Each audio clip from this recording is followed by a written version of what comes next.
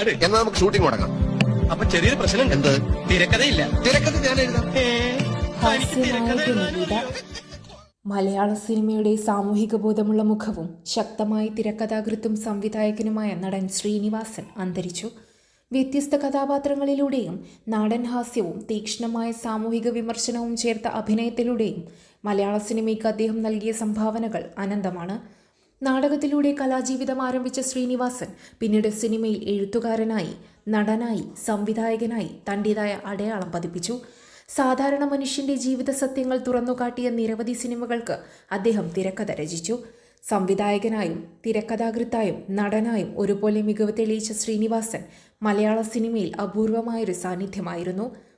അദ്ദേഹത്തിന്റെ വിയോഗവാർത്ത സിനിമാ ലോകത്തെയും ആരാധകരെയും ദുഃഖത്തിലാഴ്ത്തിയിരിക്കുകയാണ്. മലയാള സിനിമയിൽ ഹാസ്യത്തിന് പുതിയൊരു മാനം നൽകിയ പ്രതിഭയാണ് ശ്രീനിവാസൻ. വെറും തമാശകൾക്കപ്പുറം സമൂഹത്തിലെ പൊള്ളത്തരങ്ങളെ ആക്ഷേപഹാസ്യത്തിലൂടെ തുറന്നുകാട്ടാൻ അദ്ദേഹത്തിന് പ്രത്യേക കഴിവുണ്ട്. 1976 PA ബക്കർ സംവിധാനം ചെയ്ത മണിമുഴക്കം എന്ന സിനിമയിലൂടെയാണ് ശ്രീനിവാസൻ വെള്ളിത്തിരയിലെത്തുന്നത്. കണ്ണൂരിലെ പാതിരിയാട് എന്ന ഘരാമത്തിൽ നിന്ന് സിനിമാമോഹവുമായി മദ്രാസിലെ ഫിലിം ഇൻസ്റ്റിറ്റ്യൂട്ടിൽ എത്തിയ ഒരു യുവാവ്. തുടക്കത്തിൽ ചെറിയ വേഷങ്ങളിലൂടെ കടന്നുവന്ന അദ്ദേഹം പിന്നീട് മലയാള സിനിമയുടെ അവിഭാജ്യ ഘടകമായി മാറി. ഒരു നടൻ എന്നതിലുപരി മികച്ചൊരു തിരക്കഥാകൃത്തായി അദ്ദേഹം തിളങ്ങി. മോഹൻലാൽ ശ്രീനിവാസൻ കൂട്ടുകെട്ടിലെ നാടോടിക്കാറ്റ്, പട്ടണപ്രവേശം, വരവേൽപ്പ് തുടങ്ങിയ സിനിമകൾക്ക് ഇന്നും മലയാളികൾക്ക് പ്രിയപ്പെട്ടതാണ്.